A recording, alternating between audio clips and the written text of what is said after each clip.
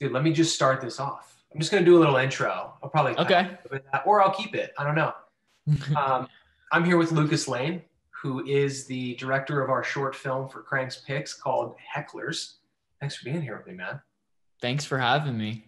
Yeah. So let's just jump right in. Tell me a little bit about Hecklers. Tell me everything about Hecklers. How did it start? Where did it come from? Um, so I actually wrote Hecklers in like an hour and a half, I think.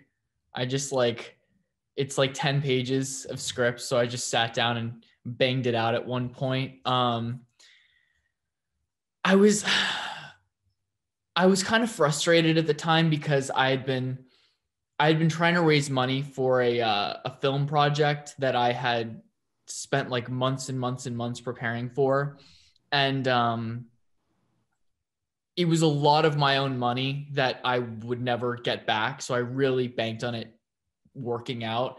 And then the main actor, who was like the whole thing was based around and like had written the material, pulled out. And and there was really there was no recovering from that, because it's like I couldn't get that money back. There was all this pre-production that we had spent into it. I thought it was going to be a hit. The actor had some notoriety, and so I thought it would go viral. And I just felt really at the time, super self-pitying, because it was just like, when you're a young filmmaker, oftentimes there's a lot of anxiety, especially when you don't have a lot of money.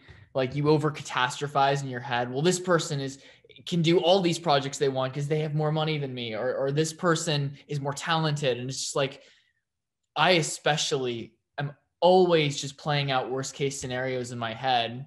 And so it just felt natural to kind of write this story about this over catastrophizing little boy who in many ways reminds me of myself in my worst moments. Yeah. I feel like we're always like, if you're directing something or writing something, it's usually coming from our personal experiences. Yeah. Um, but so you got it made. How'd you get it made? Yeah. Where were you? Were you in school? Was this a school project? Because you're such a young guy. You were just telling me that you just spent a couple years going to Columbia. Yeah. Um, so this was not a school project at all. Frankly, they don't really give first years in film schools, or at least at my film school at the time, the kind of resources to make a project like this. I actually I kind of used my college money. uh, I dropped out of Columbia and started going to community college because I'm trying to transfer into a film school in California, and I had all this extra money. So I used 3,000 of it to get some of my friends together, like right before the pandemic, like 2 months before the pandemic, and we just put this whole thing together. And it speaks to the talent of my friends that the film came out looking as good as it did, because we really did just kind of rush the whole process along very quickly. Yeah, I have to say, I'm a little shocked. I was going to ask, it's, like, was it a high budget, low budget? That's a really low budget and it looks incredible. So, yeah, I mean, congrats to you and your friends for pulling this off. I mean, as a young filmmaker, that's a big testament to your vision and the people that you're working with and what hopefully you're going to do in the future. Honestly, yeah, I can't speak highly enough of my crew. There's so many. What's awesome about LA is that there are so many kids who were brought up in this industry, who were brought up with this trade. Even if they didn't have parents who were in the business or something, they're just in this world and of this Yeah. world. So they tend to develop these trades. Like, some kids go out hunting in the Midwest or something. Like it just becomes very innate in them. So there are these kids who are obsessed with production design and set building, and the girl Shelby designed the bedroom for that movie in like 2 hours. It was a blank attic that we dressed to look like that, and it looked like we had spent a week on it. Or like Eric, who was a self-taught cinematographer. He didn't even go to film school. Yeah. Our cinematographer, he just did that. I mean, yeah, I'm really lucky to have been brought up here and to have been able to know these types of people. Yeah, I mean, it's kind of like, with anything, it's the resources and the relationships that you have. Yeah. And it seems that you have some really unique relationships. Um, so um, what made you want to be a director? Oh, damn. Is that what you were studying? Is that what you were aspiring to be, a Yeah. director, writer? Oh yeah. Well, okay. So I used to be an actor. Like I'm in SAG even now, but like I did a lot of plays and commercials and little TV bits when I was younger, and I was always obsessed with very like heightened, exaggerated characters, and I always loved their relationship to their environment. So when I was younger, I would spend all my time on YouTube in like 2006 looking up behind the scenes videos to how they made Star Wars or something, or anything in general. I was such a nerd about that kind of stuff. And I don't think it really manifested into anything until I was like my last year of middle school, and I realized like, yeah, I'm this is a job I want. And once I started doing it, that's when you start realizing that there are a whole bunch of people who are better at it than you are. And I'm such an insanely like I said, I'm super anxious and I'm super over catastrophizing. And I grew up in a city where there's hundreds of thousands of people who live in die waiting and casting offices for their moment to be picked. So the reality was very real for me that most people who pursued the creative fields don't go anywhere with it, even if they're talented. And I don't know why, but like from the time I was in high school, that anxiety was always rattling in my head. And I what's interesting too is like a lot of the stuffed animals in the film are meant to symbolize the types of assholes you would come across in high school. I actually had a very good high school experience, but it's kind of like the types of naysayers, the types of critics you would have. So there's like the teddy bear, which is like the armchair pretentious asshole. Mm-hmm. There's the lamb, which is just the sycophant that's like happy to have friends and will join in on the hate. There's this rabbit who like everyone thinks is the nice guy. He's like, Clyde, we love Clyde, but he's just, even though he postures as a nice guy, he's kind of an asshole too. And like the main character secretly hates him. Yeah, I just that was fun. That was fun. You sound like a director. Yeah. Have you ever seen the movie Art School Confidential? No, I haven't. Okay, you got to watch it. I'll write it down. All of the people that you meet in, well, this is like specifically art school, but the same thing in film school. There's just such a myriad of personalities and good, bad, creative, not, like you're just meeting all these crazy people and you're trying to like, for me, when I was really studying directing, I was always trying to focus on people's traits and how I could like spotlight them. Never to like expose in a negative light, but I was always so like consumed by how people did things and how they walked or talked, and I don't know, I felt like I was just almost like just trying to capture and relive the way that they were living. And so I feel like as a director, you also have to be a little bit of an actor. So the fact that that's a little bit of your background, you're taking all of those experiences and that's, I think that's the most important when you're a director. I gotta say, like, I know a lot of young filmmakers who are incredibly talented, like really amazing, but they kind of view actors as props. Mm-hmm. They're almost uncomfortable with dealing with actors. They'd rather focus on technical aspects and things behind the camera. And speaking as someone who loves character and who loves people and is fascinated by them, I just can't understand like how you would want to make a movie if you don't have a love and fascination with different types of human beings. Because to me, that's what art is all about. It's about capturing the human experience in a variety of different ways, even if your main characters aren't technically humans, Which yours were. Which, it was, I'd say more than 50% of your characters or your cast were stuffed animals. Literally, yeah. I got a bunch of my friends to come in. We were doing all the recordings for it in a garage. Actually, the Foley Experience was super fun because the guy who did it was a music producer. He had never done Foley before, and he had never done ADR before and any of that kind of stuff. And we got to experiment together. We'd bring all my friends in and do the voices in the garage, and we'd like tried all these different ways. And then afterwards we got to play with sound effects and use his mic equipment to like do all of the sound. It was incredible. And the Foley came together really well for a first time effort, I think. Yeah. It sounds good. What were the most challenging things about making Hecklers? Well, $3,000 is still $3,000. That was not easy. Losing that money was really damn hard. I would also say that when you're working as a young filmmaker, sometimes we didn't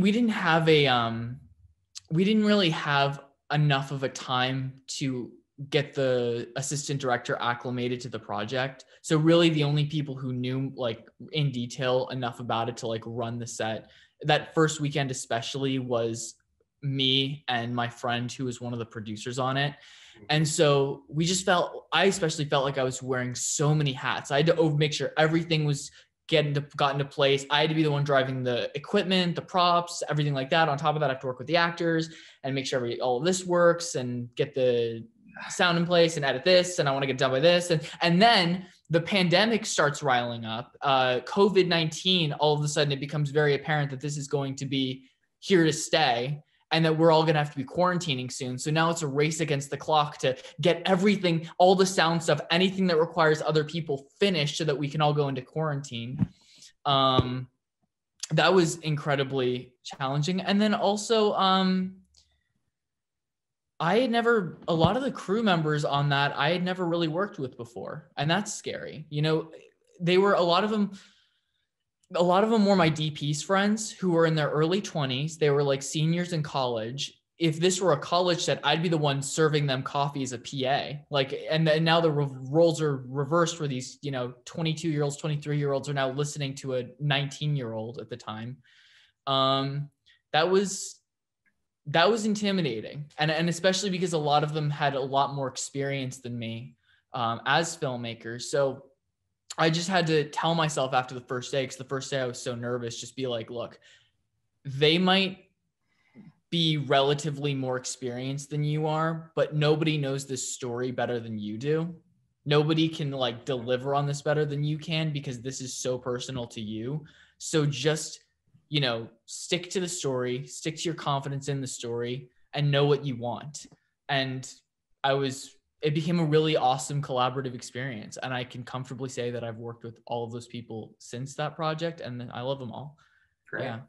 Yeah. I even saw some of the cast members from Summertime. Yeah. A lot of those guys are like my older siblings. Right. Not to switch gears and confuse anybody, but Lukas was involved with a feature film that's coming out this summer called Summertime. And I think it's going to be an amazing success, huge movie, it's an incredible film. But you were telling me that you actually, we'll talk about it a little bit because it's kind of leaning into the future of your filmmaking. So you left Colombia to work on Summertime, which was directed by Carlos Lopez Estrada.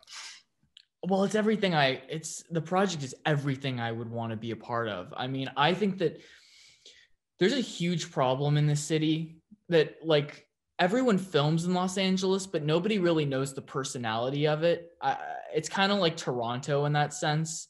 Everyone knows New York. There's been Scorsese films about it. There's the personality is very well defined in the cinematic and cultural landscape of the world. But Los Angeles, I always just hear really, frankly, ignorant opinions about people who don't live there. Oh, it's a fake city. It's a plastic city. It's all this bullshit. It's just all this. And that's so untrue. Frankly, what happens is that people from other parts of the country, are watching the Kardashians and want to perpetuate a shitty lifestyle. And then they come here and become those people. Yeah. Exactly. But the locals are some of the most real, most down-to-earth people in the world. And so even though it's centered around poets, these are Angelino poets. Mm-hmm. This film, I think, more authentically captures the personality of Los Angeles than almost anything that I've seen, because it was written and performed by kids from this city who wanted to say something about the city. It was funny. It was surreal. It was everything that I want to be in my work. I mean, one thing with Hecklers is even though it's so depressing in a way, I always viewed it as a comedy. I was actually kind of surprised when it ended up being picked up in a horror category, because I truly always viewed it as just a very like tragic comedy. Well, we also like dark comedies as well. Yeah. You know, Yeah. horror, weird, psychological thrillers, comedies. So, you know, The genres are so similar when you think about it. yeah, Like, we're bending the genres over here a little bit. We like to merge them.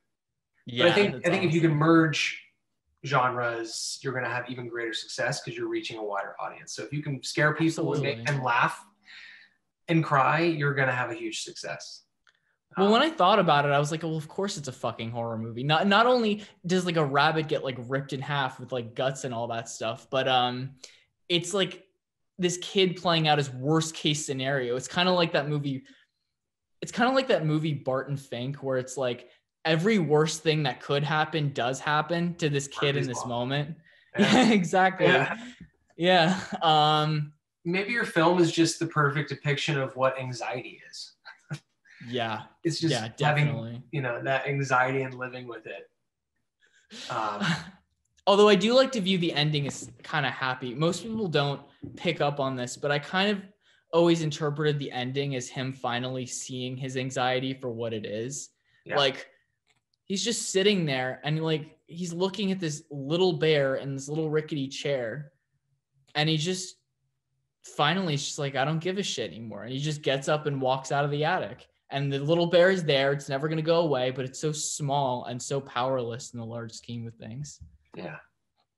So what do you have in the future? What do you want to do? If you could do one project right now, do you have that in your mind, or is it just to grow? Well, actually, yeah, I'm planning on directing like a surreal horror short soon, which I want to make. Yeah, which I want to make in the next couple months. But then I also finished my first like big screenplay. It's 102 pages. I actually like it a lot. It's about the experiences living in like Koreatown and like the inner city Los Angeles when we were kids, like the sort of pre-gentrified Los Angeles. And so you just have these 13-year-olds like in their lives going up against crazy homeless people swinging prosthetic legs at them, and like the black market in Chinatown and all of this crazy, and like Venice Beach stoners. Like, it's just, there's a weird sequence where they like drink some tea that's spiked with something. It's basically this crazy amalgamation of all of the type of shit that LA kids do put into this one adventure story. I'm excited for it. I hope it turns out something good if people read it. Oh yeah. Yeah, I think it's cool to show the real rawness of Los Angeles. There's another movie. Have you seen What's Up Rockers? I've heard of What's Up Rockers. Yeah. Yeah, I haven't seen it. Dude, I look forward to seeing so much more from you. I really do. I think you're very talented. You're very smart. You have a good vision, and you're just ultimately young right now, which is so awesome because you have all of that. And like, you're gonna be doing a lot of shit, and it's really cool. Thank you so much, man. I gotta say too, like the fact that you saw anything in it at all is I really appreciate it. It's a good sign to keep going at it. Thank you. Yeah, keep going at it, because that's the point of Crank's Picks, was to find people that are just doing cool things and, on their way to doing something bigger. And hopefully we can be involved in that. I'll be involved in it. You and I will know each other for a very long time. Hell I'm sure yeah. that we're also going to be talking more based on the series that you were a part of too, that we'll talk about later. But it's coming together well, isn't it? The BTS. Yeah. Yeah. Yeah. Awesome. So we'll do another one of these. But in the meantime, let me know what's going on with that short film. And then thank you. Yeah, we'll get it back up on this channel too. Showcase it here. Hell yeah. Thank you so much, Eric. Yeah, thanks, Lucas. And I'll talk to you soon. Yeah, for sure, bro. See ya. All right. See ya.